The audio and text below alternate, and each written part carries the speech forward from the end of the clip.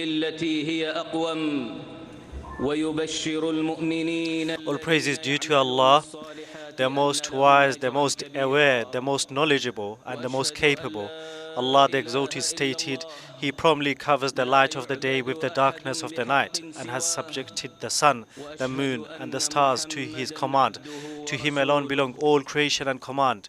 Blessed is Allah, the Lord of all creation. Allah the Exalted further stated, that is Allah your Lord, none has the right داعيا الخلق لما تحصل به مصلحتهم وتتنزل عليهم به رحمته. Therefore worship Him alone. He is in complete control of all affairs. He sent down the Quran as an act of mercy to His creation, and in order to rectify their ways. Allah the Exalted stated, this is a book whose ayahs have been perfected, then further clarified by the one who is most wise and the most aware. Indeed, this Quran guides to what is most upright and gives glad tidings to the people of Iman who perform righteous deeds. That for them alone will be a great reward. I testify that none has the right to be worshipped except Allah alone. And I further testify that Muhammad is His worshipping servant and messenger.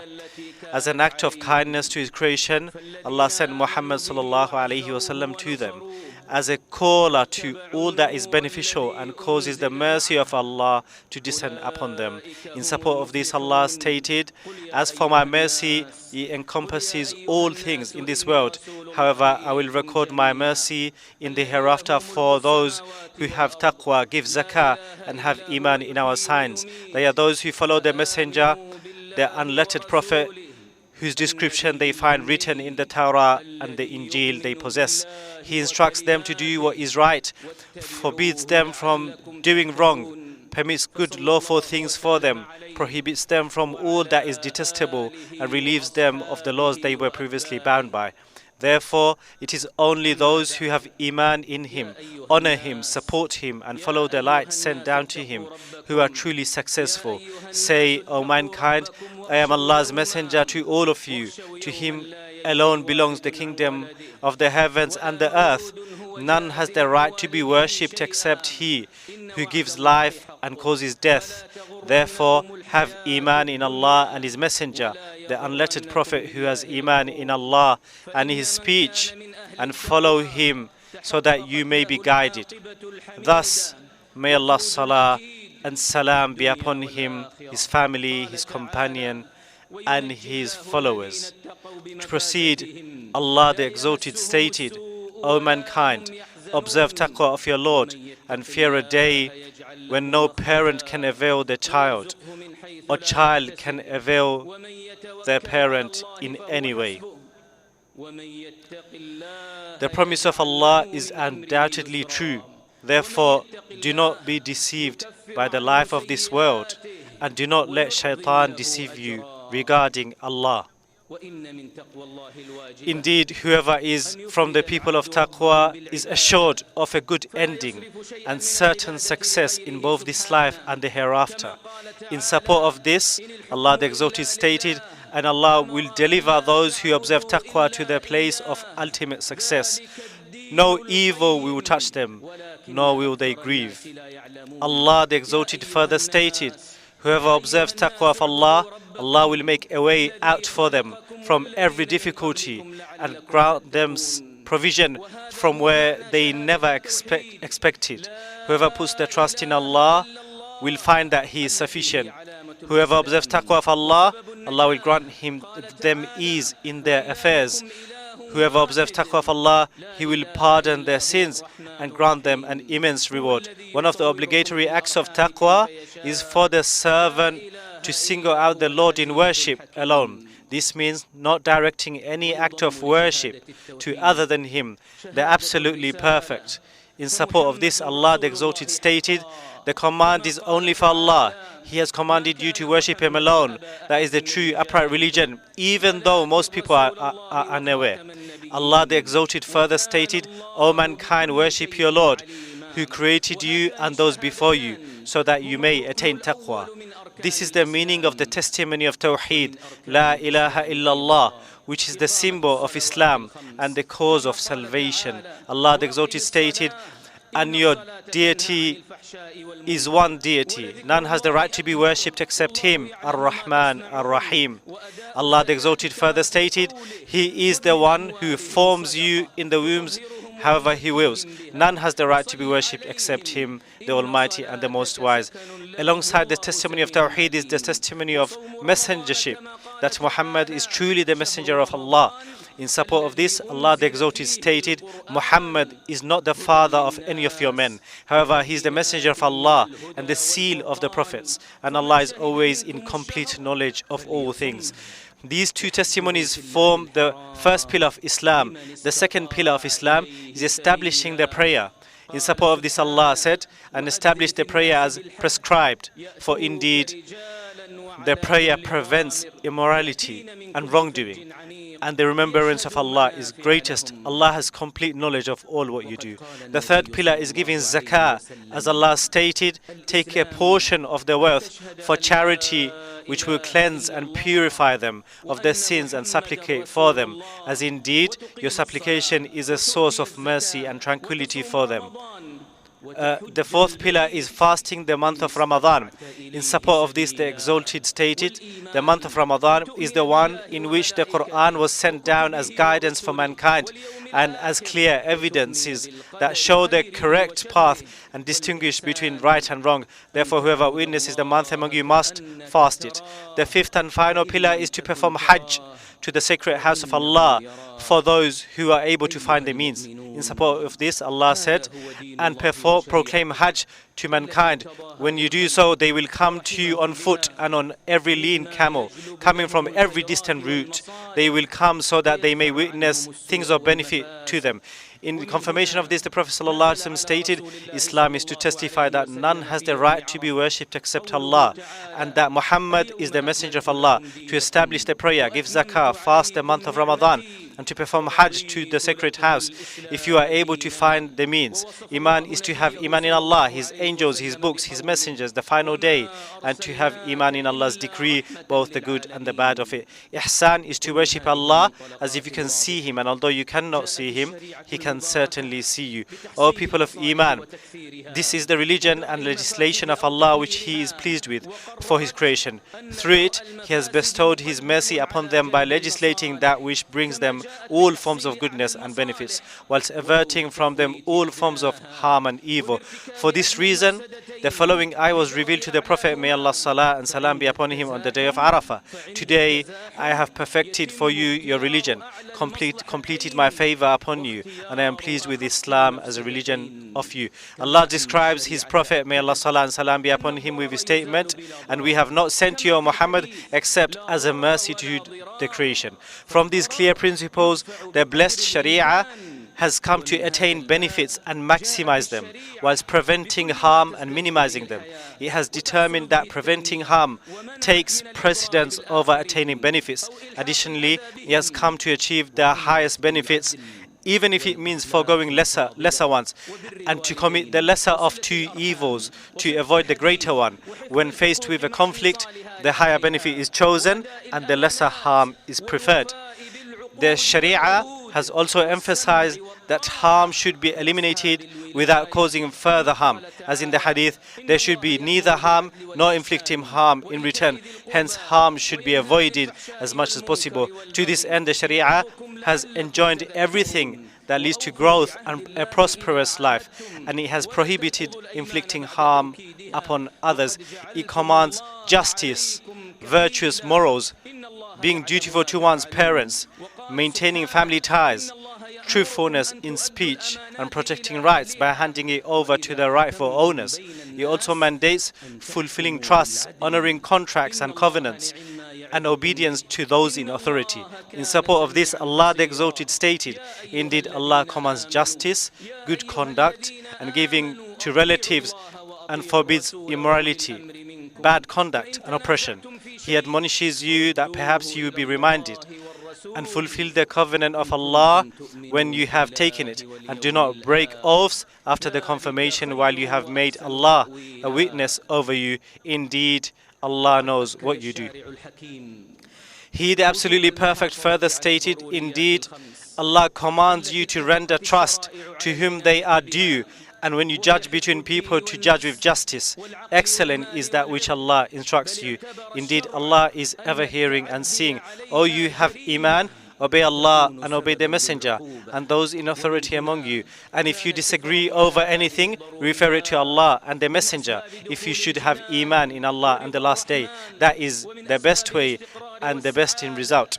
The Sharia has emphasized the obligation of preserving the 5 necessities, which are unanimously agreed upon by all of Allah's legislations: the preservation of religion, life, intellect, wealth, and honor. The Sharia considers any violation of these necessities a crime that warrants punishment. Thus, preserving these necessities is from the causes for entering paradise and attaining the pleasure of Allah, the immensely merciful, as well as being a cause for stability, happiness, advancement, and civilization in this world. Without them, life becomes imbalanced and the violation leads to punishment in the hereafter. This is why the farewell sermon of the Prophet, may Allah's salah and salam be upon him, during Hajj was, indeed, your blood, your wealth, and your honor are sacred to you, like the sanctity of this day of yours, in this city of yours, in this month of yours. Religion is a necessity, as humans cannot do without obedience to the Lord and worshipping Him, for which they were created. Allah the Exalted said, "And I did not create the jinn and mankind except to worship me." He, the Absolutely Perfect, also said, "Say, my Lord has commanded justice, and that you maintain yourselves in worship of Him at every place of worship, and invoke Him, sincere to Him in religion, just as He originated you, you will return." And He said, "And we certainly sent to every nation a messenger, saying, worship Allah and avoid Taghut. And among them were those whom Allah guided, and among them were those upon whom error was deservedly decreed. So proceed through the earth and observe how the end of the deniers was." Allah the Exalted also said, affirming the necessity of preserving life and forbidding the evil, forbidding the unjust taking of life, and do not kill the soul which Allah has forbidden, except by right. And He also said, "And do not kill yourselves or one another. Indeed, Allah is to you ever merciful, and whoever does that is in aggression and injustice, then we will drive him into a fire, and that for Allah is always easy." He, the Absolutely Perfect, also said, affirming the necessity of preserving wealth, O you who have Iman, do not consume one another's wealth unjustly, but only in lawful business by mutual consent. Regarding the necessity of preserving intellect, He, the Exalted, said, "O you have Iman, indeed intoxicants, gambling, sacrificing on stone altars, and divining arrows are but evil from the work of Shaitan, so avoid it that you may be successful. Shaitan only wants to cause between you animosity and hatred through intoxicants and gambling, and to avert you from the remembrance of Allah and from prayer, so you will not abstain." The texts of the Quran and Sunnah have also prohibited attacking people's honor. Allah the Exalted said, "And those who harm the men and women of Iman for something other than what they have earned have certainly borne upon themselves a slander and manifest sin." He, the Absolutely Perfect, also said, "Indeed, those who falsely accuse chaste and unaware women of Iman are cursed in this world and the hereafter, and they will have a great punishment."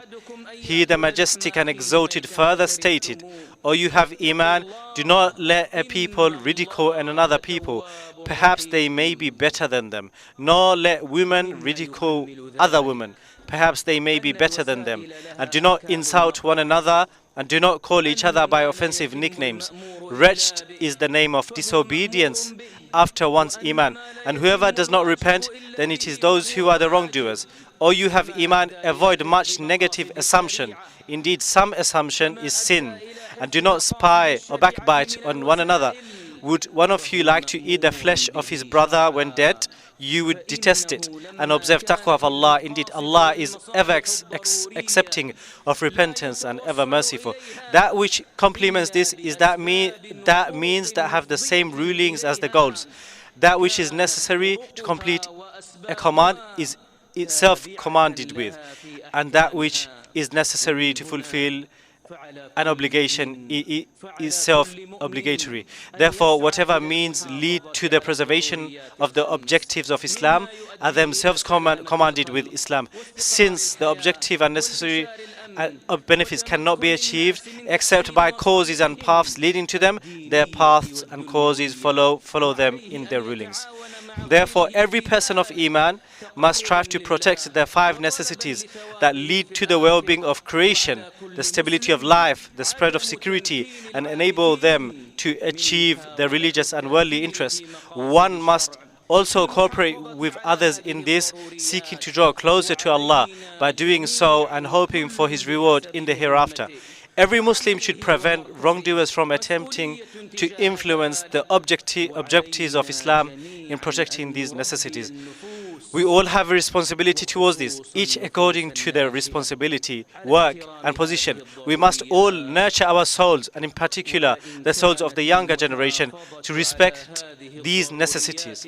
While it is obligatory to protect these 5 necessities in every place and time, the obligation becomes even more emphasized in these noble sites. As Allah the Exalted states, whoever intends to deviate from the truth by doing injustice while within it, we will make them taste from a painful torment.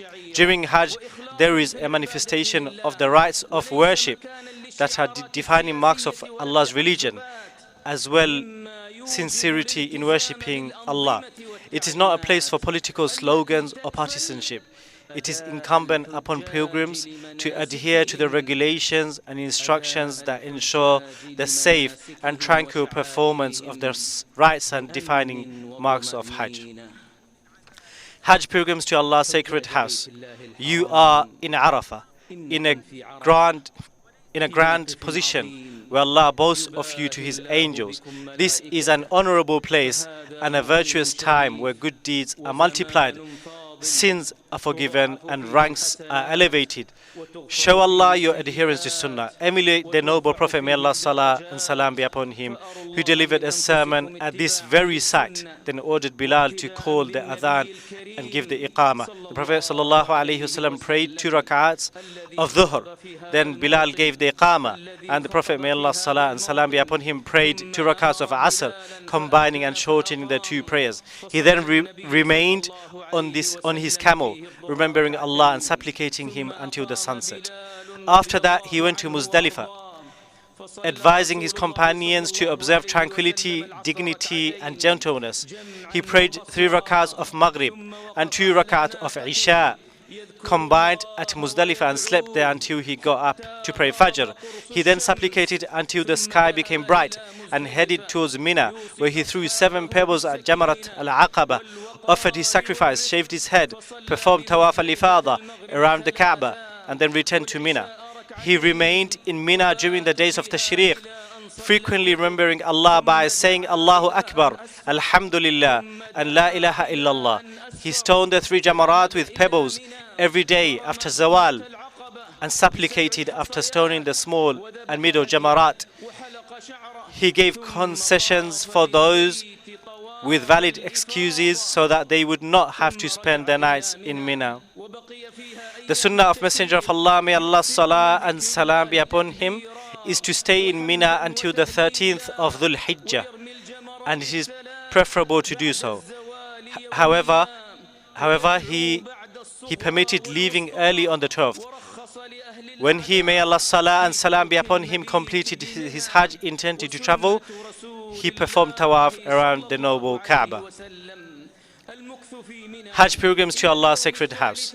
The Messenger of Allah, may Allah's salah and salam be upon him, was present in Arafat without fasting to assist him in remembering Allah and supplicating him. He, may Allah's salah and salam be upon him, was present in Arafat remembering Allah and supplicating him. Therefore, emulate him. May Allah's salah and salam be upon him. As Allah stated, call upon your Lord in private and with full humility. He certainly does not love those who violate the bounds of He has set. Allah also stated, call upon Allah with fear and hope. Indeed, Allah's mercy is near to those who have ihsan. Supplicate Allah for yourselves, your parents, and those related to you. Whoever prays for his brother in his absence, the appointed angels say, Ameen, and may Allah grant you the same. Pray for our brothers and sisters in Palestine who have been afflicted with harm and suffered pain due to their enemies who spill blood, cause corruption in the land, and prevent the provisions they need, such as food, medicine, nourishment, and clothing. Among those who most deserve our supplications are those who perform good deeds and carry out acts of ihsan, including those who serve the two holy mosques and strive for the comfort of the guests of Ar-Rahman. Foremost among them is the custodian of the two holy mosques, King Salman ibn Abdul Aziz and his crown prince. O Allah, the ever-living, the self-sufficient, sustainer of all, the owner of all majesty and honor, we ask you by your bounty and kindness to guide the custodian of the two holy mosques, King Salman ibn Abdul Aziz, and his crown prince, Prince Muhammad ibn Salman, to all that is good. O Allah, aid and support them. O Allah, reward them with the best of rewards for the great efforts they have made and continue to make for Islam and Muslims. O Allah, magnify and increase their rewards and be pleased with them. O Allah, accept the Hajj of the Hajj pilgrims, make their affairs easy and return them to their countries safe and sound. Return them having forgiven the sins, accepted their repentance and fulfilled their needs. O Allah, forgive the Muslim men and women and the men and women of Iman. Protect them from all evil. Preserve for them their religion, their safety, their lives, their wealth, their minds, and their honor. Grant them all types of benefits and goodness, and ward off from them all types of evil and misdeeds. O Allah, rectify their hearts, grant them safety in their countries, satisfy their hunger, bless them in their provisions, and take care of all of their affairs. O Allah, rectify their hearts, grant them safety in their countries, satisfy their hunger, bless them in their provisions, and take care of all the affairs. Your Lord, the Lord of all might, is absolutely perfect, exalted above every falsehood people may ascribe to him. He grants protection to all of his messengers, and all praise belongs to Allah, the Lord of all creation. وسلام على المرسلين والحمد لله رب العالمين.